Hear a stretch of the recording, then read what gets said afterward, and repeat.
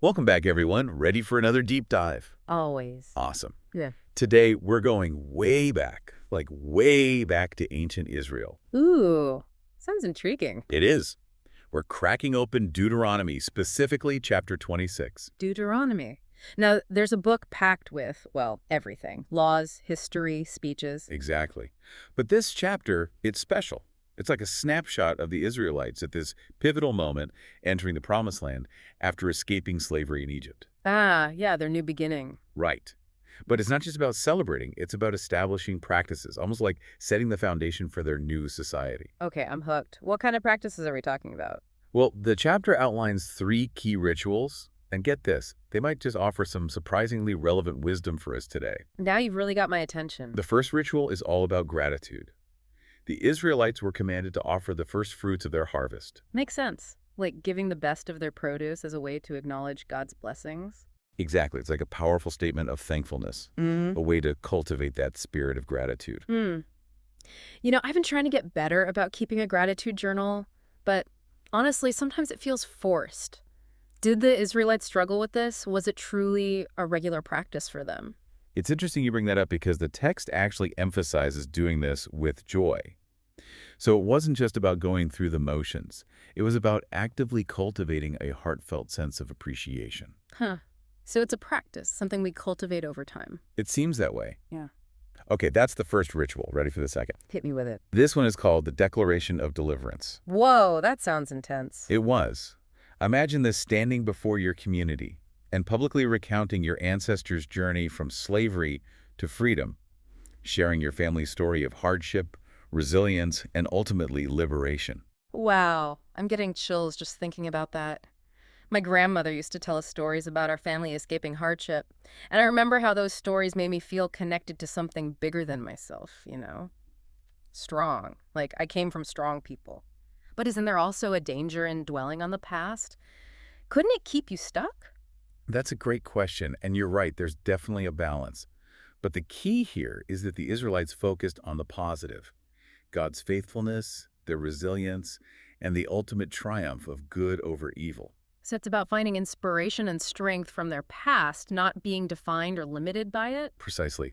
Harnessing the power of our past, not being haunted by it. Interesting. So how do you think this applies to us today? Like, do we even share stories like that anymore? Well, that's what we're going to explore next. It makes you wonder how sharing those stories or even hearing them could shape us. It's powerful stuff. And in our world today, with everything moving so fast, it feels like we're losing that art of storytelling. Oh, totally. We're all about the quick sound bites and tweets. But think about how good it feels to sit down with someone and really hear their story or share your own. It's a totally different level of connection. And it reminds us that we're all part of this bigger human narrative. We've all got these journeys, these struggles and triumphs. Speaking of journeys, the third ritual in Deuteronomy, this one really struck me.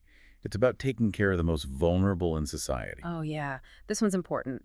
The Israelites were commanded to dedicate a portion of their resources every 3 years, specifically to support the Levites, strangers, orphans, and widows. It was like a built-in system to make sure everyone, especially those who needed it most, were taken care of. Almost like a social safety net woven into the fabric of their society. But how did this actually work? Was it effective? Well, we don't have all the details, but it's clear that they placed a high value on communal care. This wasn't just about charity, it was about building a just and equitable society, one where everyone had a chance to thrive. Makes you think about how we approach that today, right? Our world's obviously a lot more complex. So how do we translate that principle of communal care to our modern lives? It's more than just like giving a tenth of our income, right? For sure, it's much broader than that. But that underlying principle, it's still so relevant. Yeah. Think about all the ways we support those in need today through social programs, charitable organizations, even just lending a hand to a neighbor. It all ties back to that idea that we're all interconnected and that when we care for each other, everyone benefits in the long run. Couldn't have said it better myself.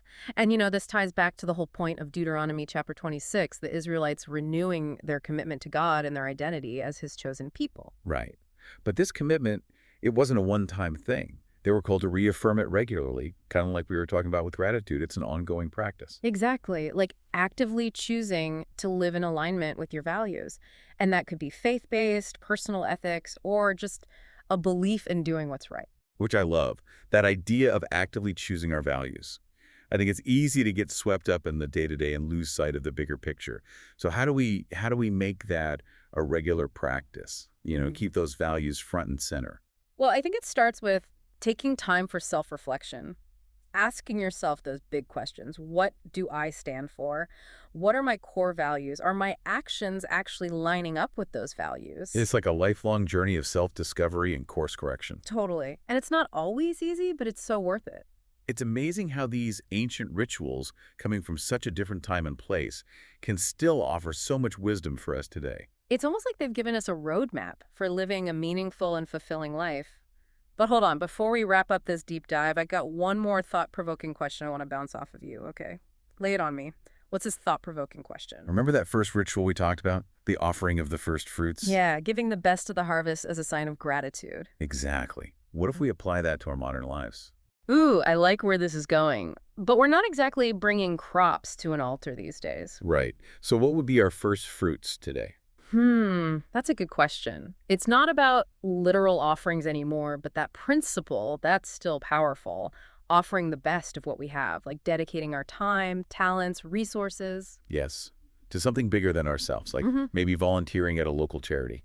Absolutely. Or mentoring a young person, even just, being fully present with our loved ones, giving them our I best. love that. It's like a shift in mindset, you Hmm. know, from scarcity to abundance, realizing we have something valuable to offer. And sharing those gifts, it not only enriches the lives of others, But it also enriches our own. exactly. And imagine, what if everyone embraced this? If we all committed to offering the first fruits of our lives? Not out of obligation, but out of a genuine desire to make a difference. What a world that would be. It's a powerful thought. So there you have it, folks. We started with an ancient text, a glimpse into the lives of the Israelites. And we ended up with this invitation, to live more intentionally, gratefully, generously. I don't know about you, but I'm feeling inspired, like to take a look at my own life, see where I can weave these principles in. Me too. And sometimes that's all it takes, right? A little ancient wisdom to spark something new. Absolutely.